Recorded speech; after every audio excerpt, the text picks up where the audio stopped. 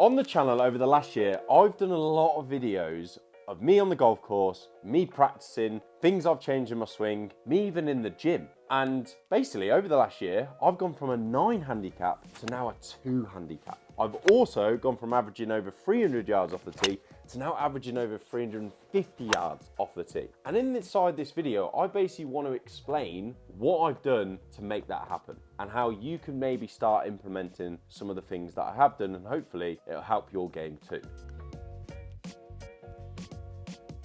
Let's go. First of all, we're going to talk about the one I already had pretty much sorted. Now, a little bit of a background on me. I am a personal trainer. I have been personal training for over 6 years. I have been in the gym for around 14 years. Yes, it feels like forever. But you are never going to be able to hit the ball far to your advantage in golf if you're not relatively fit. As I said, this is the part I had solved. This was the pillar that a lot of people in my eyes are actually missing out on when it comes to golf. If you don't have that speed, strength, force, and ability to use that club properly, you're never gonna get there. And I'll be honest, it's about to blow up, I swear. Like, you look at all the pros now, in the gym before they even go on the golf course, like doing activation work. Look at all of the top players and how fit they're becoming and how far they now hit the ball. That is a lot to do with just basic improvement in fitness of the average player. And I just think a lot of you are missing out on it. Oh my God, it's absolutely munched. And look, you're probably watching this thinking, oh, is it just about getting wham and looking better?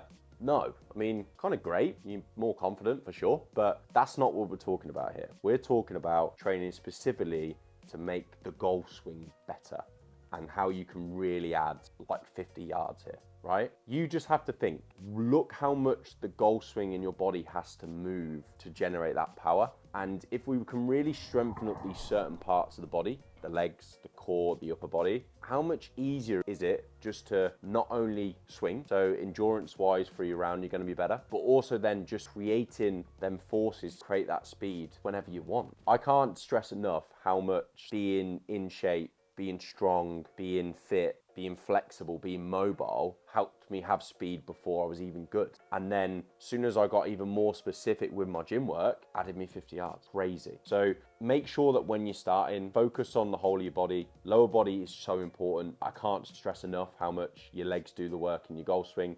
Your core obviously connects everything as well. You need great balance.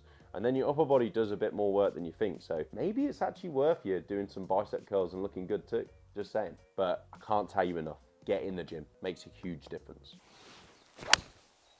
Now, how would I look to implement it? Of course, I'm going to say this. I'm a personal trainer. But get a personal trainer. Get someone who knows about fitness to help you really make sure you don't waste your time too much. I trained a lot by myself and learned a lot of lessons just through me training. But you don't have to do that if you get someone who knows what they're doing. Of course, you need to be able... Oh, see that?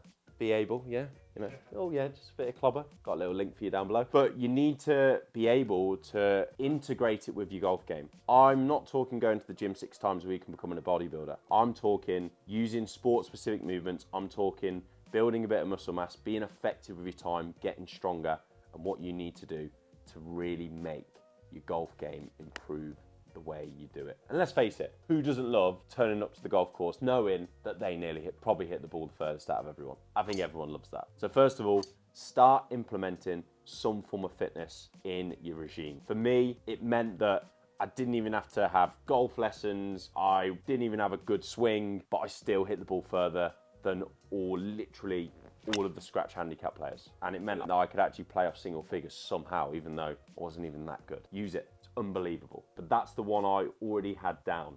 The next two, we needed a lot of work, especially number 3. So number 3 is huge. But before we go to number 3, the next one is speed work. You are not going to get faster or get probably as much of a benefit out of the fitness work unless you're doing the speed work with it. So the whole benefit of speed training and overspeed training is you increase your base or your average speed. By increasing your max speed, you're hoping that that base speed on the golf course is a lot better. Like I said, I don't swing on the golf course up to 140 mile an hour. God, my score would be terrible. But what I'm hoping is then my average speed on the golf course is like 130, 135. So I'm sort of swinging on the golf course 85% really, sometimes 90, but 85 most of the time, all right?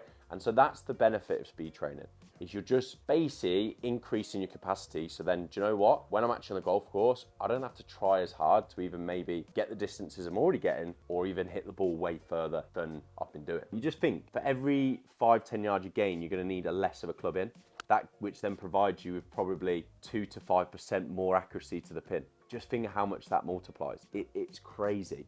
And I still see so many golfers just not using it. Nowadays, we have loads of overspeed, drills, tools we can use, whether it's speed sticks, whether it's the speed toad. There is so much speed training you can do. But again, it's about implementing it effectively. Literally 2 weeks ago, I showed you exactly how I speed train. And that's, again, through a bit of trial and error myself. But it's so important that we're effective, and it's so important that we start to bring it in to our game. I think so many people think that you need to just constantly be swinging fast, constantly be trying to hit the ball as hard as possible. That is not the case. Literally, if you go and watch that session, you'll notice that I actually probably did up to 20 swings as fast as possible.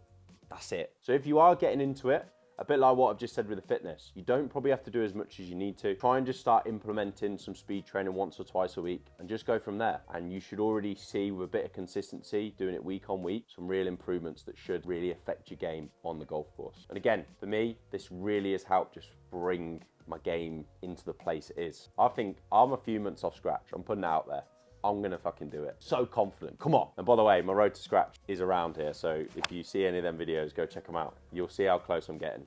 We're getting there. Okay, so the third one is by far the most important. Like, fundamentally, it is the most important. And most people probably don't think it's as important to hit the ball far. But of course, get some new gear. Like, just go and buy that new driver, mate, because I'm telling you, that's what's gonna make you go further. Spending £500 on the brand new big stick guarantees you at least 10 yards. Of course, I'm talking absolute bullshit, all right? The chances are the new gear isn't gonna affect you that much. But what really is gonna add you 50 yards, like I've just spoke about, getting yourself a golf coach. Genuinely practicing swing mechanics. I'm so annoyed that it took me how many years it did to finally get a golf coach. Like, it just frustrates me even thinking about it, because what I think's been more fundamental than ever, getting myself down 7 shots and improving my distance, is yes, I've used the other 2 tools I've just spoken about.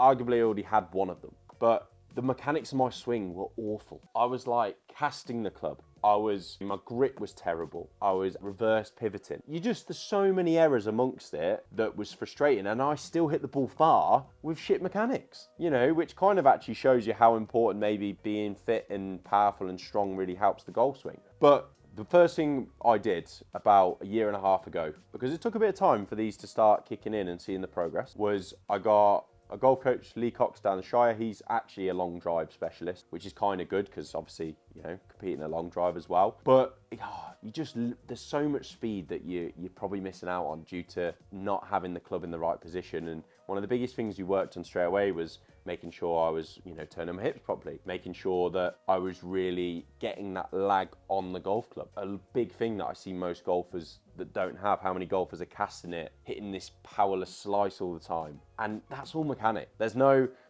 you can speed train as much as you want, you can lift as many weights as you want, but someone who's got great mechanics will outdrive you every day of the week. And if I'm honest, the biggest thing that I feel like's really improved my swing and really got that distance, that extra 50 yards, it has to be mechanics. Like, my swing feels probably smoother than ever. It probably feels less erratic than ever, and it doesn't even feel like it is faster. Like, no, 100%, I can turn through better than ever. But that is all to do with mechanics. And I think so many people are just leaving something so basic on the table, and every pro has a golf coach. Why do we think we don't need one? Like, I genuinely actually think that people, it's like an avoidance of failure, I swear. Like, people are scared of like actually investing in their game and seeing improvement. Just think about that. That 500 quid you've just spent on that brand new driver that you didn't need, you probably could have got 10 lessons. And if you space them 10 lessons out once a month, that's 10 months of progress. A lot of things can change in 10 months. Don't make the error of thinking, and don't listen to a golf coach who wants to take your money a bit and is like, come and have a lesson every week.